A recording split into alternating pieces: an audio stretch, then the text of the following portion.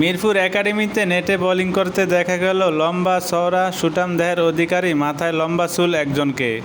তাকে দেখে আপনি মনে করতে পারেন বিদেশি কোনো বোলার। যদিও দীর্ঘদিন ধরে যারা খেলার খবর রাখেন তারা চিনতে পারবেন সহজেই, আর যারা নিয়মিত খেলার খবর রাখেনি তারা বিদেশি মনে করবেন, এটাই স্বাভাবিক। এতক্ষণ আমি যার কথা বলি তিনি হলেন শাহাদাত হোসেন রাজীব, বাংলাদেশের এক সময়ের তারকা ফাস্ট বোলার। তিনি কোনো বিদেশি খেলোয়াড় নয়।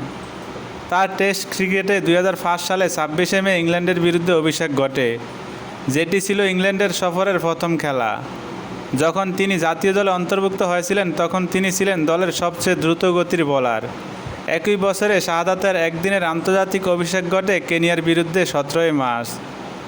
2010 সালে তিনি এশিয়ান গেমসের প্রথম স্বর্ণজয়ী বাংলাদেশ দলের স্কোয়াড সদস্য ছিলেন। রাজীব আন্তর্জাতিক ক্যারিয়ারে 35 টেস্ট খেলে নিয়েছেন 70 উইকেট। টেস্টে সেরা বোলিং হলো 27 রানে 6 উইকেট। ওডিআইতে 51 ম্যাচ খেলে নিয়েছেন 47 উইকেট।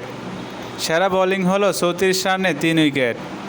গৃহকর্মীকে নির্যাতনের অভিযোগে জেলও খাটতে হয়েছে তাকে।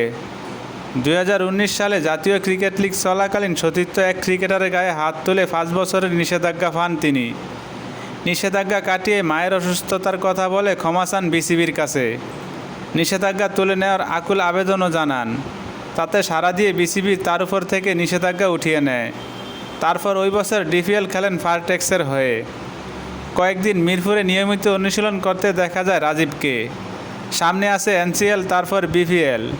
রাজীবের প্রত্যাশা দল ফেলে নিজেকে আবারও প্রমাণ করতে চান সে এখনও হারিয়ে যায়নি এবং নিয়মিত ক্রিকেট খেলার মধ্যে থাকতে চান।